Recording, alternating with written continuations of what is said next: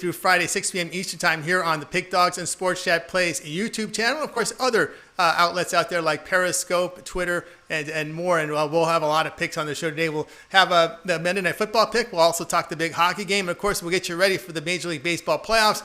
A lot of game ones on for Tuesday. We'll have some picks on those as well. We'll also look into some college football. And let's take a look at the guest lineup here for today. Of course, we'll start off with Brian Bittler. We'll have Chris Ruffalo and El Ninos to cover us for the show on Monday. But let's go ahead and I'm going to bring in Brian Bittler. I want to get some of his thoughts over what we saw recently in the NFL. Brian, how you doing? Of course, looked at the NFL yesterday, and boy, the Seattle Seahawks were able to get that cover. I know it disappointed some people out there.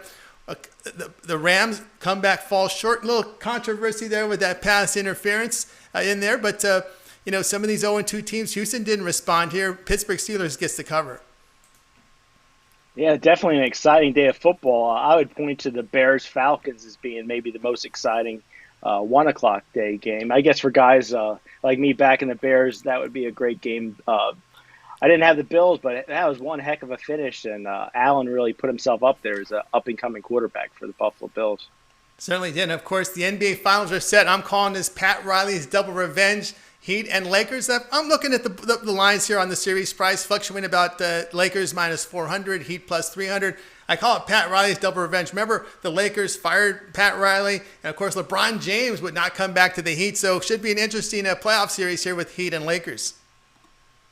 Yeah, we were talking about it on the morning show earlier today. I think the Heat are an excellent value to win the series.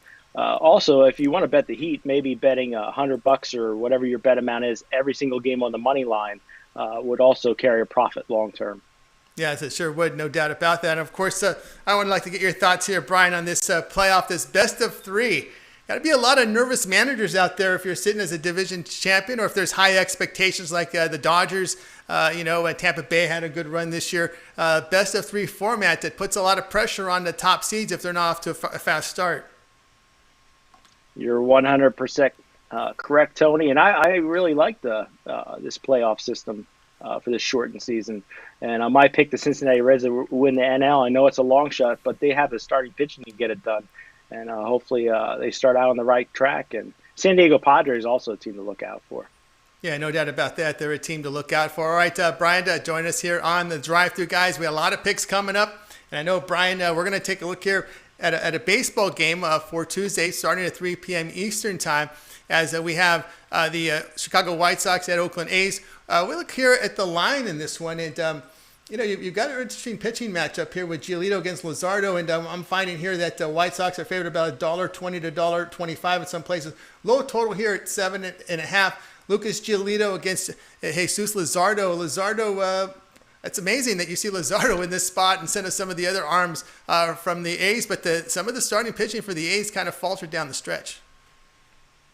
You're 100% correct, Tony. And I think if the White Sox are going to win a game in this shortened series, it's going to be game one, because they have Giolito pitching. But over the long haul of this series, I really like Oakland's experience. I think Chicago White Sox, this is a learning experience for them. Next year, they're going to be a team that I'm really going to look at for the World Series. But as far as this series goes, I think Oakland is a good bet for the series price. Good bet on the series price. And, of course, you're coming in with a pick on here in game one with Luzardo and Giolito. We see a low total here, 7.5. But how do you see this one playing out? Of course, this is a pitcher's park over in Oakland. There's definitely a lot of space for that ball to be caught in foul territory. A lot of space, and let's not forget about Oakland's bullpen. I could easily see this being a 2-1, maybe White Sox lead, handing it over to the Oakland bullpen. Does Oakland have enough to score late on Chicago to win that game one? But I definitely think it goes under that total. I love the Oakland relief pitchers. And I think the starting pitchers keep it low enough for it to sail under. Yeah, that's right. No doubt about that. The Oakland Athletics, that bullpen has been solid. And, of course, you're getting the Giolito. How do you figure Giolito here in a playoff series? It's definitely a good learning experience for him. And I think it's something he'll use going forward, getting his playoff start. And if the White Sox would happen to lose this game, they're in some trouble, I think. Yeah, they would definitely be in some serious trouble. All right, Brian, we see you over at Pick Dogs. I'd just like to let everybody know that you've got some things going here as we reach the bottom of the hour. What do you have going on over at Pick Dogs Premium? I'll make it as quick as I can. I'm 26 and 14, 65% the last 40 picks. 7 of the last 9 days have been winning days. Tonight, my NFL Monday night game of the year. Get it at pickdogs.com, $50, or pick up my 3-day pass on sale to the end of this late show, just $60. All right, guys, check out Brian Bittler over there at Pick Dogs. Pick up that play. And, of course, you can listen to Brian Monday through Friday on the morning show, 10:30 a.m. each time with Mitch and company. Of course, they'll have a lot to talk about tomorrow. I know you'll have some baseball coverage as well. Yeah, me and Mitch are always going around and about with different things. Also, look for Mark Andrews tonight to score the first touchdown in that Ravens game. Hey, there you go. We got another play there from Brian Bittler. All right, Brian, as always, great having you on the show, and we'll be watching and listening for you tomorrow at 10:30 a.m. Eastern time on the morning show. Thanks for having me, Tony. All right, that's our buddy Brian Bittler here on the drive-thru. Guys, we're here Monday through Friday, 6 p.m. Eastern time on Pick Dogs and Sports Chat Place YouTube channel, as well as all the social media networks out there. A reminder, we got more picks coming, more baseball, as well as the Monday Night Football pick we'll have. We'll have a pick on the Stars and Lightning. But I wanted to take care to look at this college football game. We'll get just early, see if we can pick off some early numbers here. It's NC State and Pitt, and the total here sits at 48. And I'm going to go ahead and take the under the 48. You know, Pittsburgh really looked impressive defensively. I saw that game against an improved Louisville team, holding them to only 20 points, 223 yards offensively. Now, the Panthers are just not a flashy offense. They rely heavily on the play of their defense. Of course, the Wolfpack, they are running the football a lot this year, averaging 45 rushes per game. But when you look at the Pitt's rush defense, it's been solid. 2 yards per carry on the ground. They're allowing quarterbacks are only completing 48% of their passes. So I'm going to look here at NC State and Pitt to go under total of 48.5 points. All right, as we continue here on the drive-thru, as I said, guys, you can always check us out 6 p.m. Eastern time, Monday through Friday, and we'll continue on, and we'll go ahead and welcome into the show El Ninos. Of course, you can find El Ninos at Pick Dogs Premium. El, how you doing today? I'm doing pretty good. How are you? Oh, can't complain. Of course, we see LeBron James behind you, and I know you're a big Laker fan. And of course, I don't know if you're around much to see Pat Riley's Lakers teams out there. Maybe Del Harris is when you got into the Lakers. What's your thoughts here on this series, Heat and Lakers? No, that's actually Kobe back there. But yeah, definitely looking forward to a great series. Obviously, rooting for the Lakers. I do think they're the better team. But I do think the Heat can keep some of these games close and maybe steal a couple. But at the end of the day, I do think it is the Lakers' championship to lose. So, I mean, it's tough going up against LeBron and AD. So the Heat can get hot, though. And if they knock their shots down, that can be hard to beat, too. So it's going to be some good games. Yeah, it definitely should be some pretty good games. And, of course, your thoughts here on the series price with the Lakers, about a $4 favorite. We see plus 300 on the Heat side. Are you looking at some strategies? Maybe, if the Heat take game one, maybe we come back on the Lakers? Or is there any props out there you've looked at? I'd rather bet single games usually than look at futures myself. I don't think if you're looking for Heat futures, I'd maybe wait till after game one or till Lakers get their lead, because I think the Lakers will at least come out to the lead in the series. So I wouldn't take the Heat before game one. Not me. All right, drive through here, joined by El Ninos. Al, you're going to be looking at a game here between the Blue Jays and the Rays. We were kind of talking about this one as we'll look at the line here. This one going off on Tuesday, of course. We're going to pick some games that air before our show airs on Tuesday. So this one will go off at 5 Eastern time. Snell, the lefty on the mound, $1.85, total 7.5. Now it'll be Shoemaker going for Toronto. Looks like we could see a lot of bullpen in this one from Toronto. Yes, we can. And I was hoping to get Ryu here for our pick, but unfortunately he's a scratch, it looks like. So, yeah, it does look like Shoemaker will be getting the start, with either Robbie Ray I'm seeing or Pearson following up there. So I'm going to try to leave that bullpen out of this equation, since Tampa has a pretty good bullpen anyway, probably one of the best, if not the best bullpen out there. Yeah, so I'm looking at the Blue Jays in the first 5 and taking them on the run line, and hope that Shoemaker, who's been okay and especially lately, but he had one really bad start this year. But other than that, he's been pretty good, and I'm hoping for a good start. He had his first start of the season was he went 6 innings and allowed only one run to these Tampa Bay Rays. So I'm hoping for a similar outing there. And Snell, he's a great pitcher. But after getting that big contract, after that big season, we saw a big drop off in 2019. He's been a bit better this year, but I think the Blue Jays haven't hit the ball well. So if they can get a couple runs off him, I think we have a pretty good shot of hitting our Blue Jays run line in the first 5.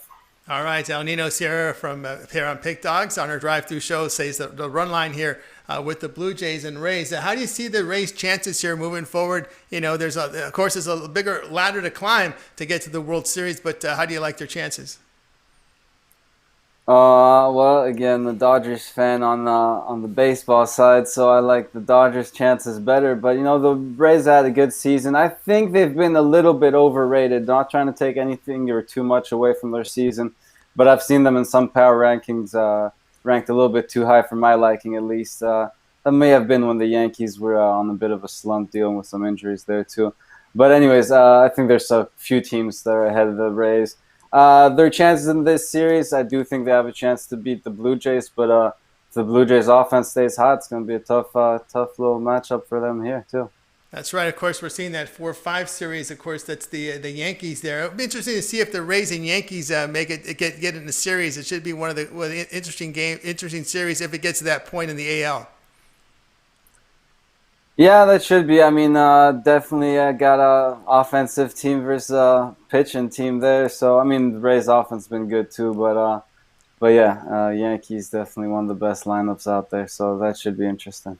Yeah, it should be, no doubt. All right, I'm joined here by Al Ninos here on the drive-through show. Of course, he gave us the Blue Jays run line here in the first 5, 1+ half run at plus 100 odds. Al, of course, this news just broke that Doc Rivers was let go from the LA Clippers. I know you keep an eye on, of course, the Kobe Bryant poster behind. You keep on the Lakers. We're thinking about 2021.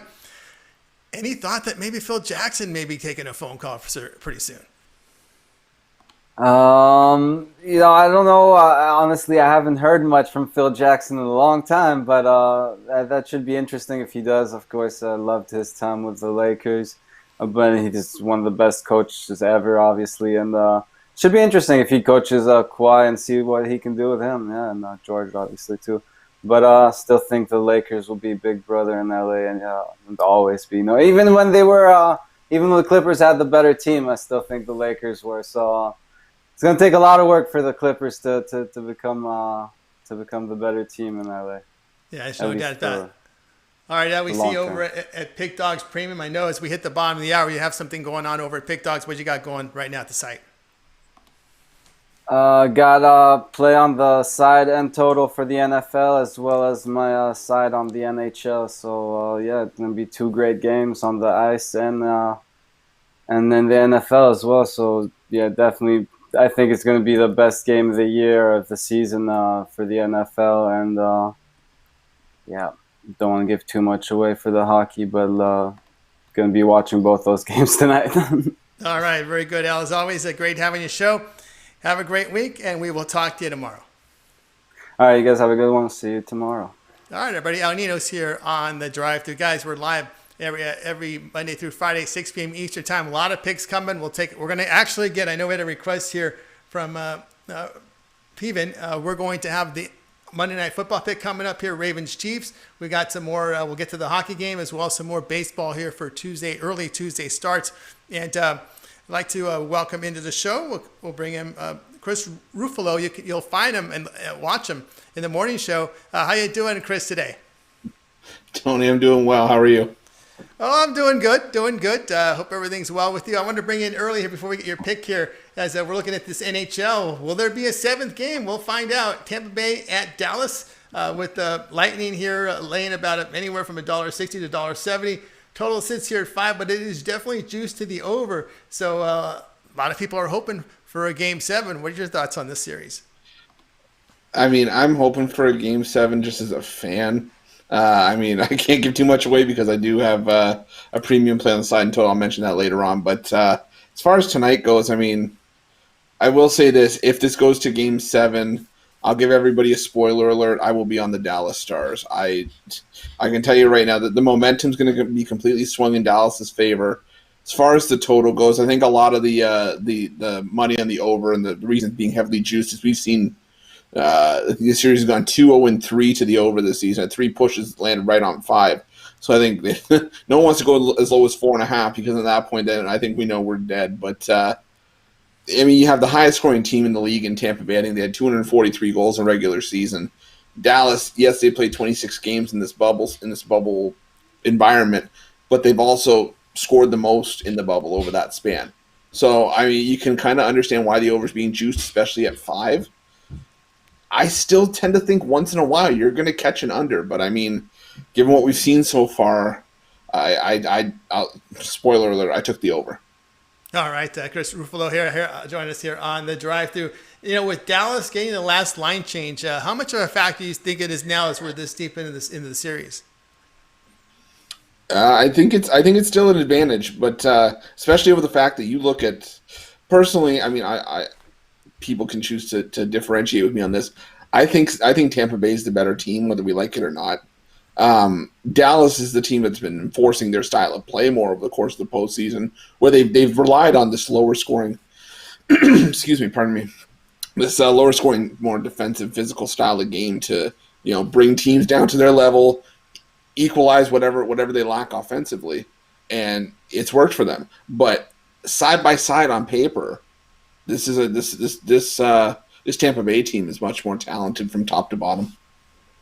All right, joined here by Chris Ruffalo here on the drive-through. Chris, you're coming in with a play here for Major League Baseball for an early game for Tuesday. Of course, we're not on the air when this game starts, 2 p.m. Eastern time, as we have we will have in this one the Astros will put up Zach Greinke against Kenta Maeda, and we're seeing a big line here. It's Houston. I should say it's Houston, the underdog here. We've got Minnesota favored about $1.60 in some places, even higher. Total hit sits here at 7.5. I know from just looking at the home road splits, the Astros are a disappointing road team at 9-21.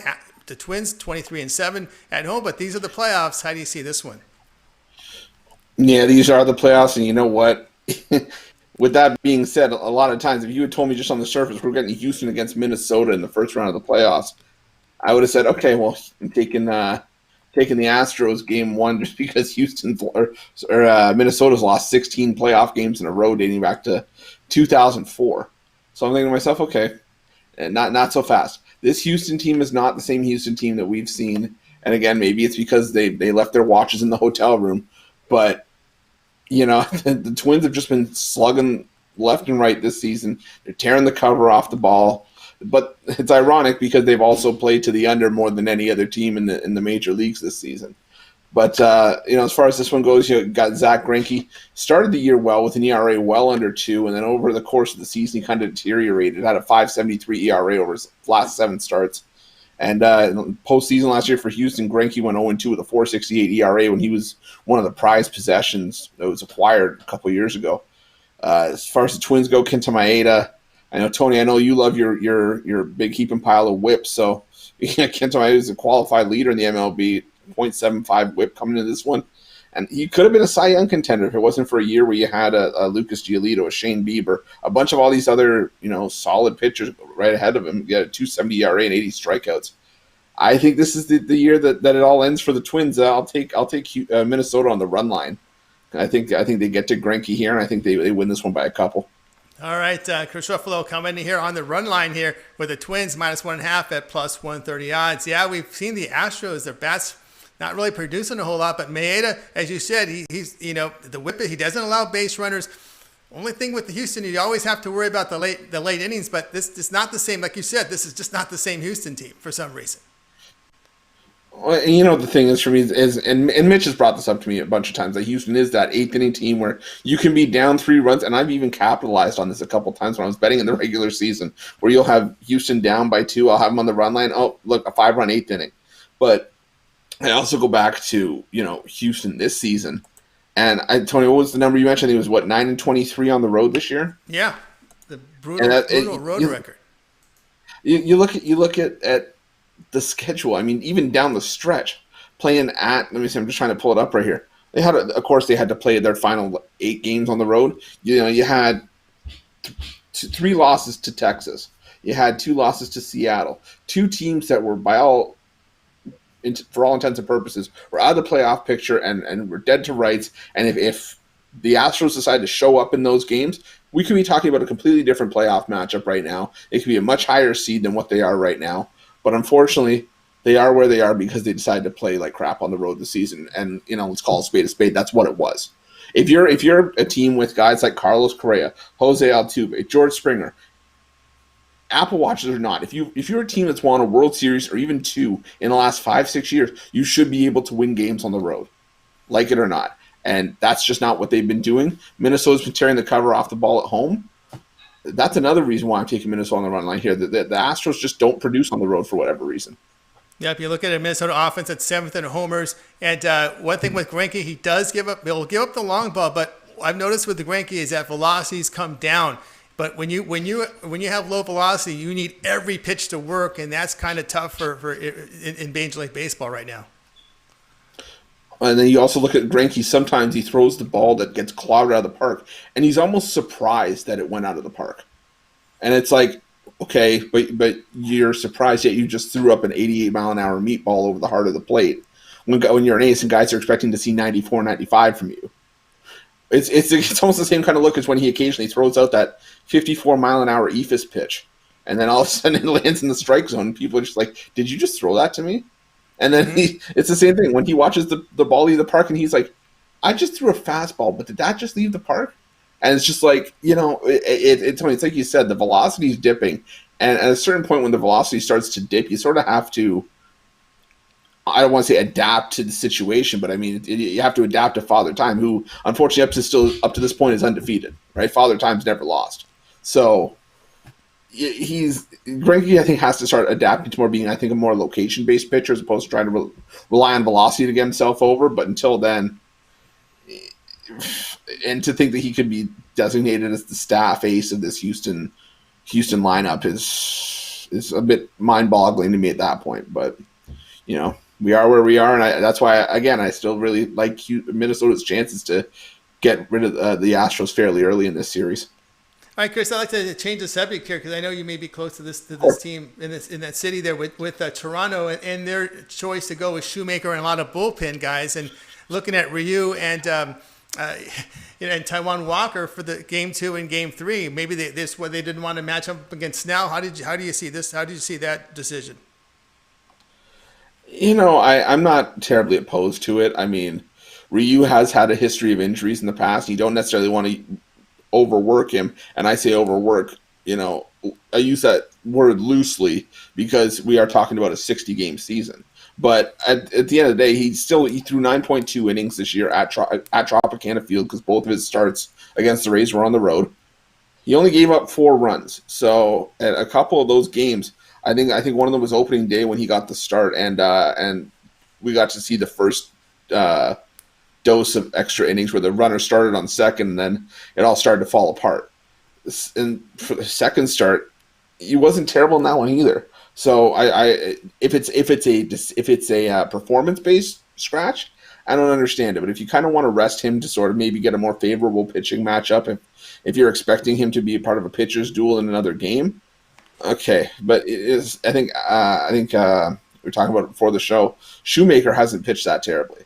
I mean, keep in mind this is a guy that before Ryu even became part of the equation, and even Chase Anderson when he was signed in the offseason, Shoemaker was brought in to be either the ace or the number 2 pitcher in this rotation while they were waiting for their younger guys to come up. It just never happened because for whatever reason. Shoemaker, crossed the path of one too many black cats in his off time where he got hit in the head with a line drive, or he tore his ACL making a run to first. This is just a guy that's just had bad luck, and he's not a bad pitcher by any means. You also got to remember the Jays do have strong arms in the bullpen. They've got Nate Pearson, they've got TJ Zoik, they've got Anthony Bass and Anthony Kay, guys that have eaten up a lot of innings this year in a very positive role.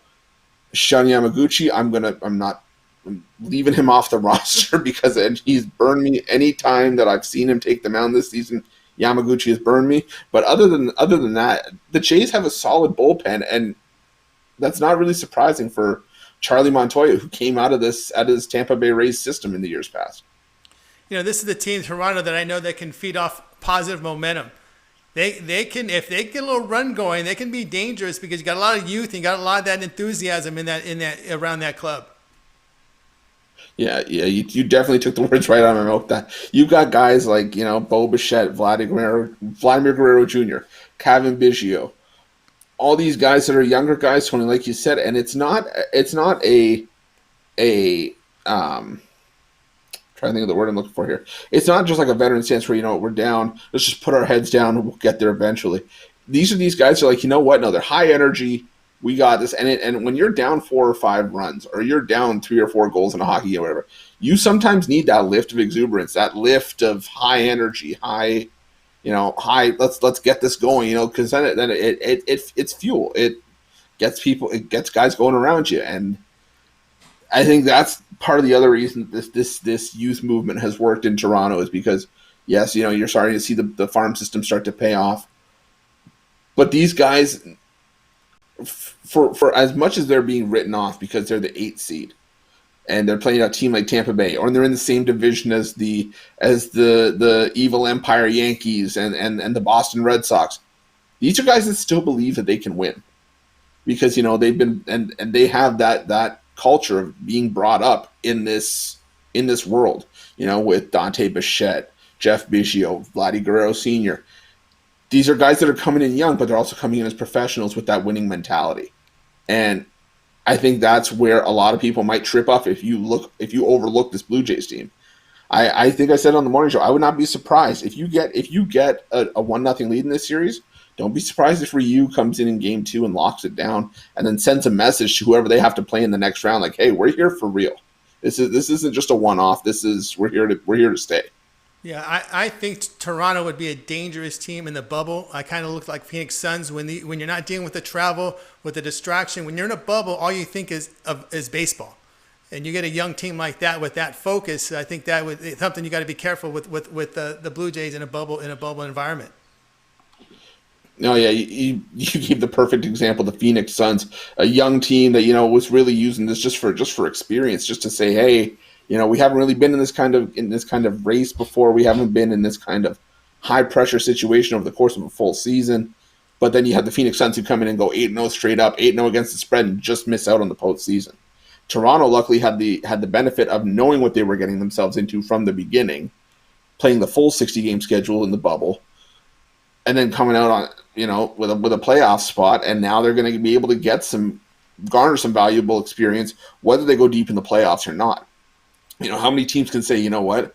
It was only our second year in basically what should be a 3 or 4 year rebuild, and we got into the playoffs because we had a good 60-game start. It's not going to happen often. That's valuable experience that can pay off down the road, and it's going to be invaluable to guys, like I said, like Bichette, like Biggio, like Vladdy Guerrero, and like all the young arms in the Jays bullpen that are going to be, going deeper and deeper into games over the course of next year. And it's experience that we wouldn't want to have in any other situation. We wouldn't want to be in a COVID world. But, you make lemonade out of lemons. You take what you're given and you make the most out of it. And I think that's what Toronto's done here. All right, it's Chris Ruffalo joining me here on the Drive Thru Guys, Monday through Friday, 6 p.m. Eastern time. Got more picks coming. We got some college football, and we got the Monday Night Football pick coming. But Chris, you're doing well. I've seen numbers in the NBA. What do you have going on over at Pick Dogs Premium? I'm waiting for the NBA to start back up. I'll tell you that much. I will say this. I agree with Mr. Brian Bittler on taking a shot on the Heat on some of these games, at least on the money line, just to sort of see if you can leverage that out. But yeah, if I could go back just to talk about the Heat series, if I have a second. Oh, sure. I do think the Heat have a legitimate chance to win this series and possibly close it out early. I said it on the morning show. The Lakers have struggled early on in these series with teams that have superior guard play, because you're starting to see what the lack of Avery Bradley, who's a premier defender in the backcourt for the Lakers, is, and whenever they start a series, they did it against Portland. They lost game one because they didn't have anyone that could bottle up Damian Lillard. They lost game one against Houston because they didn't have anyone that could bottle up the tandem of Westbrook and Harden. And they almost lost. Did they lose game one? No, they didn't lose game one. They almost lost game one against the Nuggets because you're having a hard time containing Jamal Murray. And I think the Heat could be worth a look in this series, especially at the series price. And if you can nail the correct series outcome price as well. But sorry, I'm not going to filibuster anymore for tonight. I've got the two plays in the side and the total in the Monday Night Football game, as well as my top play in the hockey game on the side. It was $29.95, but just for the drive-through, until the package goes off at the top of the hour, I've got it down to $25 over at the website. All right, guys, so check him out. Chris Ruffalo, solid performer. You'll hear him and watch him on the morning show, 10:30 a.m. Eastern time with Mitch, Brian Bittler, and Rod. Of course, you give Brian Bittler a little tough time on that show once in a while. It's everybody. I will say this for everyone that says it becomes a little much. It's out of love, and as weird as that sounds, it's out of love because we really do like Brian. We love having him on the show. You know, he's definitely a welcome addition from when we started having him on the show a couple weeks ago. And, you know, it's one of those things where it's like you see kids in the sandbox and push each other down to tell each other that they like each other. It's the same thing. We give Brian a hard time out of love. But you know what? That show is so much fun to do every morning, and I wouldn't want to have it any other way. I can't speak for Brian, but yeah. That's right. Absolutely. So check out Chris and Company morning show, 10:30 a.m. Eastern time. Pick Dogs and Sports Chat Plays Premium on the YouTube channel. All right, Chris, great having you on the show. Have a great night, and we'll talk to you tomorrow. Tony, thank you for having me. I appreciate the conversation. All right, everybody. Chris Ruffalo here. Join us on the drive-through. All right, guys, we still got a couple of picks from college football. We're trying to pick off some early numbers, and we'll get to the Monday Night Football game. But first, let's take a look at the South Carolina-Florida game. I'm going to take the Gamecocks at plus 18.5. They did show improvement to me, and I like the addition of offensive coordinator Mike Bobo. Of course, that transfer, Colin Hill, a senior in his first game with South Carolina. Pretty good passing performance, 290 yards passing. Now, Florida did have a good offense showing against Ole Miss, but the concern was they gave up 35 points, 613 yards of offense. Rebels, posted 13.3 yards per pass attempt, got the ball downfield. With that play defensively, you just can't lay that many points. So the play would be here. I would look at South Carolina at plus the points. All right, continuing here on the drive-through. Let's go ahead and take a look at Monday Night Football. Chiefs and Ravens. I like the Chiefs plus the points here. You can get plus 3. Maybe there's some 3.5s out there. But remember, there won't be any fans in Baltimore for this Monday Night Football, except for family members. I think that's going to help the KC offense and defense. Chiefs seen a lot of the Ravens of late, posting straight up wins the past 2 seasons, dating back to last year. It's the Chiefs defense. They've allowed 21 points per game in their past 4. Defense saw improvement in the second half of last year. That's what catapulted the team into their Super Bowl run. And, of course, they do return many of those players from that Super Bowl. But added a key weapon in the backfield, Clyde Edwards-Helaire. Those little dump-off patterns could work against this really aggressive Ravens defense. So I like KC plus the points, plus 3. Of course, if you want to shop around, and you can find a few 3.5, be my guest. But for the show purpose, I will say KC at plus the 3. All right, we'll continue here on the drive-through. I'm going to look at another college football game here between Baylor and West Virginia. And I'll go ahead and lay the 3 on the road with the Baylor Bears. You know, the offense looked pretty good in that win to Kansas to open the season, but it was a run game that was affected. They ran for 4.7 yards a carry. And defensively, the Bears played well, defending the pass, allowing just 4.8 yards per pass attempt. But again, it's West Virginia showing. I didn't like the way how they looked like against Oklahoma State. Really struggling with the ground game. 1.6 yards per carry average on 42 attempts. And here's a Baylor team that's showing a good run defense to start the season. And again, the Mountaineers found an Oklahoma State team utilizing a backup quarterback, and they really weren't that impressive either offensively. But dating back to last season, the Mountaineers have lost 4 straight conference games at home. That's not good. As a matter of fact, there was an offense last year that put up just 20 points a game. So I will be looking at Baylor here against West Virginia. All right, continue here on the drive-thru, guys. Reminder, we're back tomorrow at 6 p.m. Eastern time. We'll have a lot more picks for you on the show. And, of course, we'll have a lot more baseball because that Wednesday there's 8 playoff games. So we'll be ready to roll on our show on Tuesday. Have a lot of guests. And, of course, we'll inch closer and closer to that Lakers-Heat game number 1, which will tip off on Wednesday. But I want to go ahead and review the picks here as we look at as we get to the conclusion of our show, let's go ahead and take a look at the plays for today. All right, Brian Bittler started the show off. And we're looking at Tuesday MLB. He says, take the Athletics White Sox and go under a total of 7.5 runs. Then we had El Nino's on, and he likes the Blue Jays game 1. Take the run line, plus a half run at plus 100 odds. Take away the late innings shenanigans. Just take the run line here at plus half run in the first 5. All right, we'll look at Chris Ruffalo. We just talked to Chris. Twins run line, minus 1.5 runs at plus 130 odds. Now, El Nino's pick, that's the first 5 innings, I should say. First 5 innings, Blue Jays game 1 run line. So that's why it's plus half a run. And yours truly, take the Chiefs plus 3 against the Ravens. All right, guys, that's our drive show for Monday's action. Reminder to smash that like button. We greatly appreciate it. Helps our audience grow. And again, Pick Dogs Sports Chat Place YouTube channel tomorrow morning, 10:30 a.m. Eastern Time. It's Mitch and Company breaking down that day's actions. I'm Tony T. We will talk to you guys